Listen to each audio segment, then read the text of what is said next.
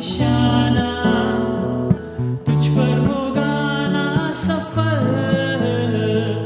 तेरे शत्रु का निशाना, तुझ पर होगा ना सफल। आँखों की पुतली जैसे वो रखेगा तुझे हर पल, आँखों की पुतली जैसे वो रखेगा तुझे हर पल।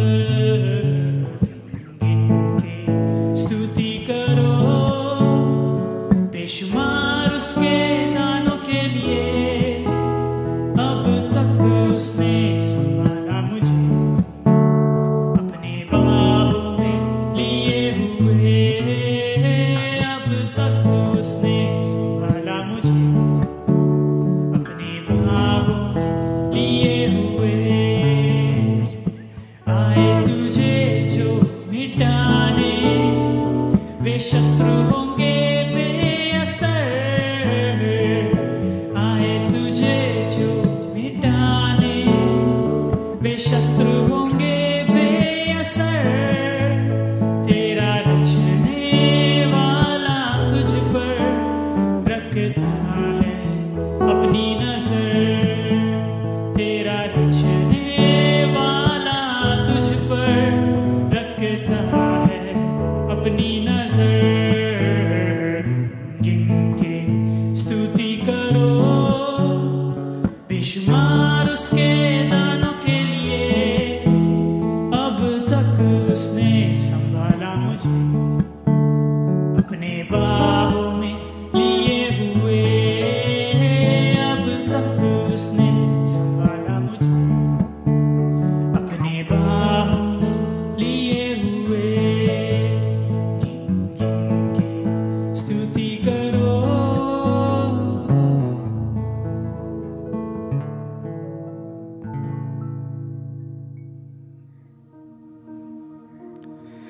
सच में कितना अच्छा समय बिताया हमने अभी आराधना में। आपने कभी सोचा है कि हमारी ज़िंदगी कितनी आसान होती अगर हमें पता होता कि हमें जीवन में क्या करना है और कैसे करना है? पर परमेश्वर शायद ही कभी ऐसा कार्य करता है। आज के वचन में आइए अपने आप को छुटकारा पाइए जो चीज़ों से जो आपको जानना है, और परमेश्वर की शांति को ढूंढने की प्रक्रिया को सीखिए। मेरे इस संदेश का शीर्षक है आपके तकलीफ को कार्य करने दो। आइए हम मरकुस का अध्याय पढ़ेंगे 4 26 से 28। फिर उसने कहा, परमेश्वर का राज्य ऐसा है जैसे कोई व्यक्ति खेत में बीज फैलाता है, रात को सोए और दिन को जागे, और फिर उस बीज में अंकुर निकले, वे बड़े और पता ना चले कि कैसा हो रहा है। धरती अपने आप अनाज उपजाती है, पहले अंकुर, फिर भले और भालों से भरपूर अनाज। परमेश्वर जानता है कि हर एक चीज़ क्रम के अनुसार कैसी होनी चाहिए हमारे जीवन में, और उस पर विश्वास का मतलब है उसको अनुमति देना कि उसे क्या करना है, पर कब करना है। और हर चीज़ का एक क्रम होता है। जैसे इमारत ऐसे ही नहीं बनती, वो बालू, रेती, मिट्टी, सीमेंट और ईंटों से बनती है। एक बच्चा ऐसे ही बड़ा नहीं होता, वो पहले घुटनों के बल चलता है, फिर धीरे धीरे चलता है, फिर बोलता है। भाइयों, दुनिया में सब चीज़ का एक क्रम होता है। आइए हम भजन संगीता का अध्याय 100 और उसका 4 वचन पढ़ेंगे। धन्यवाद के गीत संग लिए यहोवा के नगर में आओ। मेरे दिन की शुरुआत अच्छी होती है अगर मैं यह कहता हूँ कि धन्यवाद जो आपने मेरे लिए कार्य किया है। मेरे पास कुछ चीज़ है जो मुझे चाहिए, मेरे पास कुछ अनसुलझे विचार है जो मैं आपके सामने लाना चाहता हूँ प्रभु। पर सबसे पहले मैं आपका धन्यवाद देना चाहता हूँ क्योंकि आज कुछ लोग हैं जो वेंटिलेटर पर है, पर मैं आज भी सांस ले पा रहा हूँ। मैं आपका धन्यवाद देना चाहता हूँ। हर चीज़ का एक क्रम होता है और उसके बाद उसका नतीजा आता है। ऐसे ही दुनिया चलती है। आइए हम मरकुस का 4 अध्याय 29वां वचन पढ़ेंगे। जब अनाज पक जाता है तो वो तुरंत उसे हंसियों से काटता है, क्योंकि फसल काटने का समय आ जाता है और हमने सब जल्दी है हंसियों से उस अनाज को काटते हैं पकने से पहले। और हम पैसा खर्चा करते हैं लोगों को आकर्षित करने के लिए, क्योंकि हम नहीं जानते हैं कि उसे कब इस्तेमाल करना है जो परमेश्वर ने हमें दिया है, और अंत में हम उसके नियमों का नाश कर देते हैं। आइए हम मरकुस का 4 अध्याय 27 से 28 फिर से पढ़ेंगे।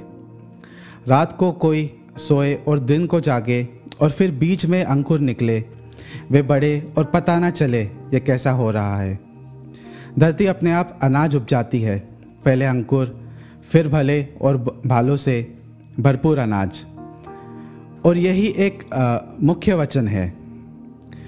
और ये वचन सुनकर मेरे मन में एक विचार आया, अनुग्रह, परमेश्वर का राज्य।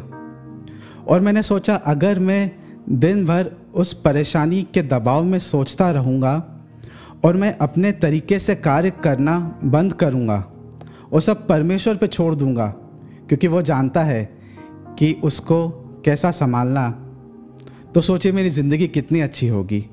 पर फिर भी हम हर सुबह परमेश्वर से प्रार्थना में कहते हैं, परमेश्वर मेरी बातों को सुनिए, परमेश्वर मेरी बातों को सुनिए। और वो कहते हैं कि मेरी बेटे और बेटियाँ शांत हो जा, क्योंकि मैं तो तुझे हमेशा से सुन रहा हूँ। और वो हमेशा उस किसान की तरह उस बीजों को आपकी ओर डालते हैं। आपने देखा है किसान कैसे उस बीज को फेंकता है। इसका मतलब है कि परमेश्वर से मांगना बंद करें और उसकी धीमी आवाज़ को सुनिए, शुरू करिए। और क्या आपने उस नीले रंग की चिड़िया को देखा है जो ट्विटर वाली चिड़िया? और परमेश्वर कहता है कि हवा के पक्षी तुम्हें बीजों को छीन लेंगे और आपका ध्यान भटकाएंगे, और जो आपने सुना है आप उस पर कार्य नहीं कर पाओगे, पर फिर आप भूल जाओगे कि क्या करना है, क्योंकि हमारे पास वो बीज रहते हैं जो हम मिट्टी में नहीं डालते हैं। और हमें उस किसान जैसा होना चाहिए जो बीज बोता है, क्योंकि बिना मिट्टी के उस बीज का कुछ मूल्य नहीं है। और मेरे लिए अच्छी बात नहीं है, क्योंकि जब हम स्वर्ग में जाएंगे तो परमेश्वर हमसे पूछेगा कि जब तू धरती पे था तो कितने बीज बोए थे। भाइयों, सिर्फ वचन को न सुने, उस पर कार्य करिए जो वचन में लिखा है, और आप आशीष नहीं पाओगे। जो वचन को आप सुनते हो, पर जो वचन के द्वारा आप कार्य करते हो, तो आप आशीष पाओगे। आइए हम मरकुस का 4 और उसका 27 वापस पढ़ेंगे। वो किसान जो उस बीज को मिट्टी में डालता है, तो वो विश्वास करता है कि वो बीज बोकर अंकुरित होगा, पर वो नहीं जानता कि कैसे। और आप सोचोगे कि यह कैसा किसान है जिसे नहीं पता कि वो कैसे होगा। और इस प्रकार से परमेश्वर का राज्य चलता है। वो कहता है राज्य एक बीज के समान है, और हमें लगता है परमेश्वर हमारे जीवन में कार्य कर रहा है। वो कम है और वो उस मिट्टी में मिल जाता है जो अदृश्य है। और बहुत बार परमेश्वर हमारे जीवन में कार्य कर रहा है एक अच्छे रूप से, और हम नहीं जान पाते हैं कि वो कैसा कार्य कर रहा है, और हम फिर भी अनजाने बनने लगते हैं।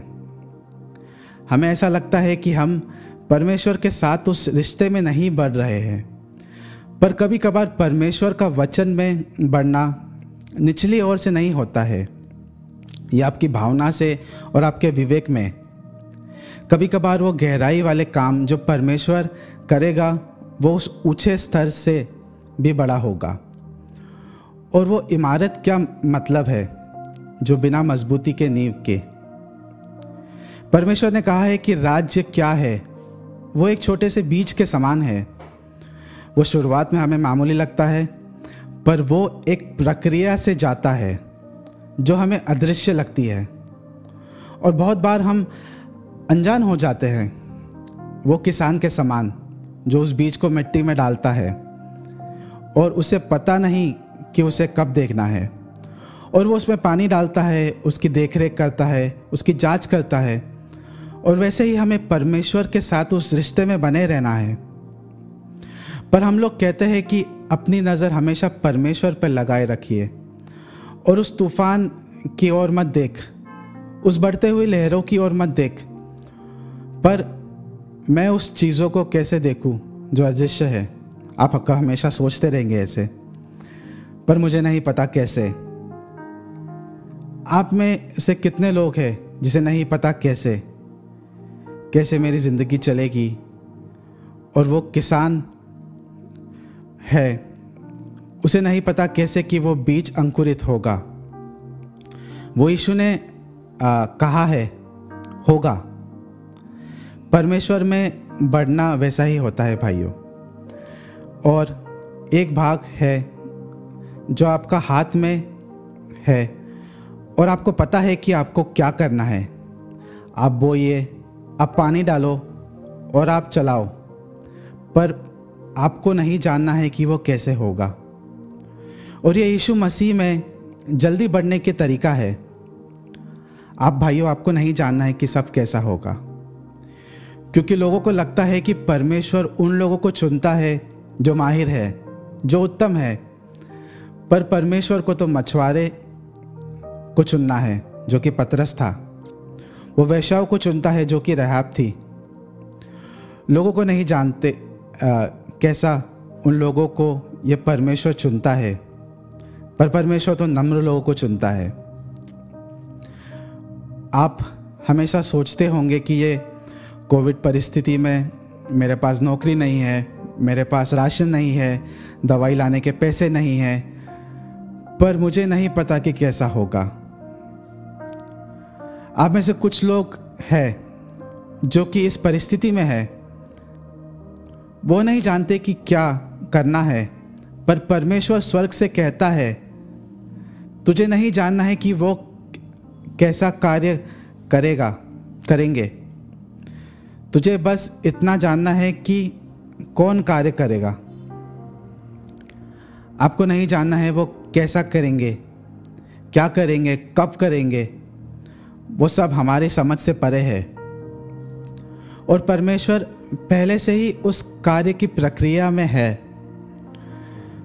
वो जिस समय में रहता है हम उस समय में नहीं है। वो जैसे सोचता है हम वैसे नहीं सोच सकते। हमें नहीं जानना है कि वो कैसा करेंगे। हमें बस विश्वास रखना है।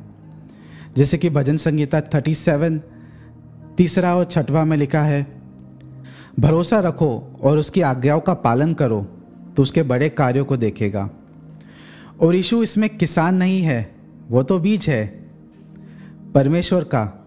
और उसे 3 दिन तक बोया गया था धरती पे, और उसका पुनरुत्थान में हमें आशा दिया है कि हमें नया समझना है। हमारे जीवन में कार्य हो रहा है, और विश्वास करते हुए कि आज के संदेश आपके जीवन में के कार्य में आया होगा। आइए हम प्रार्थना करते हैं। आइए हम अपनी आंखों को बंद करें। अगर आप इस परिस्थिति में हैं जब आपको नहीं पता है कि सब कैसा होगा, आपकी ज़रूरत कैसी पूरी होगी, अगर आप वो हो तो मेरे साथ इस प्रार्थना को बोलिए। परमेश्वर जो भी प्रार्थना कर रहा है वो आपसे कह रहा है मुझे नहीं पता कैसे, और मुझे पता है कि आप सुन रहे हैं। और अगर हम अपने आप को नम्र करें तो आप हमें ऊंचा उठाओगे। और परमेश्वर में सही मार्ग पे चलना चाहता हूँ और समझना चाहता हूँ कि आपके राज्य में बढ़ने की एक प्रक्रिया होती है, पर मुझे नहीं जानना वो सब कैसा होगा। पर मैं जानना चाहता हूँ वो कौन करेगा। मैं विश्वास करता हूँ कि आप मेरे साथ में हैं, और मैं घोषणा करता हूँ कि पवित्र आत्मा के द्वारा मैं उठूँगा उस अंकुरित बीज की तरह जो मिट्टी में बोया है। मैं बढ़ूँगा। मैं विश्वास करता हूँ उस पुनरुत्थान के लिए। मुझे नहीं पता कैसा होगा, पर मैं जानता हूँ कि वो कौन है जो होने देगा। आइए हम प्रभु से रिश्ता बांधने के लिए प्रार्थना करें। प्रिय प्रभु, मुझे अपने पापों के लिए क्षमा करिए। मेरे लिए क्रूस पर मरने के लिए धन्यवाद। कृपया मेरे जीवन में आइए। आमीन। अब जब हम सभा की समाप्ति करते हैं तो मैं आपको आशीष की प्रार्थना के साथ छोड़ना चाहता हूँ। पिता का प्यार, हमारे प्रभु यीशु मसीह की कृपा और पवित्र आत्मा की मधुर संगति आज और हमेशा आपके साथ बनी रहे। आपका सप्ताह आनंदमय हो। धन्यवाद।